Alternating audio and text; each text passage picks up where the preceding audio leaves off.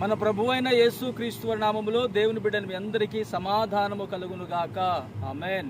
మనిషికి అవసరమైనటువంటి ప్రతి అక్కర, ప్రతి వస్తువును ప్రభు కలుగు చేశాడు. అయితే ఈ రోజున మనిషి ఇంకా నాకు దేవుని వలన అనేకమైనటువంటి ఉపకారాలు పొందుకోవాలని ఎదురు చూస్తూ ఉంటాడు. సృష్టిలోని యావత్తు సమస్తము మన కొరకు ప్రభు సృష్టించాడు, కలుగు చేశాడు. పరిశుద్ధ గ్రంథములో ఒక మాట మీకు తెలియపరుస్తాం. ఆదికాండము 2వ అధ్యాయము 9వ వచనములో చూస్తే, మరియు దేవుడైన యెహోవా చూపునకు రమ్యమైనదియు ఆహారమునకు మంచిదియునైన ప్రతి వృక్షమును ఆ తోట మధ్యను జీవవృక్షమును మంచి చెడ్డల తెలివినిచ్చు వృక్షమును నేల నుండి మొలిపించెను.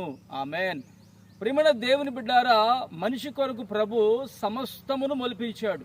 మన జీవితంలో ఈ ప్రతి వృక్షము ద్వారా, ప్రతి ఆహారము వలన, ప్రతి వస్తువు వలన మనము అక్కలు తీర్చబడిన వారమై, సమృద్ధి కలిగిన వారమై, ఈ లోకములో క్రీస్తును కలిగినటువంటి ఆ కృప కలిగిన వారమై అనేకుల మధ్యలో ఒక సాక్షి సమూహముగా ప్రభు మన నిలబెట్టి ఉన్నాడు. మీరు గమనించండి,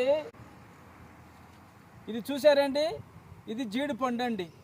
ఈ జీడి పండుకి ఇక్కడ ఉంది జీడి పిక్క, దీన్ని క్యాష్యూ అంటారు. ఈ జీడి పండును కూడా తినవచ్చు.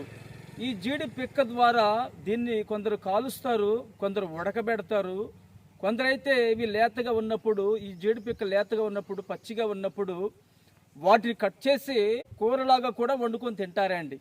ఎందుకు నేను ఈ పండు మీకు చూపిస్తున్నానంటే, ఈ లోకములో యేసయ్య ప్రతి వృక్షమును, ప్రతి వృక్ష ఫలమును మన కొరకు సిద్ధపరిచి ఉన్నాడు. మరి నీ జీవితంలో అనేక దినములుగా నీవైతే ఏ వృక్ష ఫలము కావాలని, ఏ వృక్షము కావాలని నువ్వు ఆశపడుతున్నావో, నీకు అవసరమైనటువంటి సమస్త అక్కరలు నా యేసయ్య నీ కొరకు భూమి నుంచి మొలిపించాడు. గ్రహించును గాక. ఆమేన్. ప్రార్థన చేసుకుందాం. ప్రేమగల తండ్రి, పరిశుద్ధుడా, జీవాధిపతి, స్తోత్రం చెల్లిస్తున్నాము నాయన. సమస్త అక్కలను తీర్చు దేవుడు నీవై ఉన్నావు. మా కొరకు సమస్త వృక్షమును, వృక్ష ఫలమును మీరు సిద్ధపరిచి ఉన్నారు.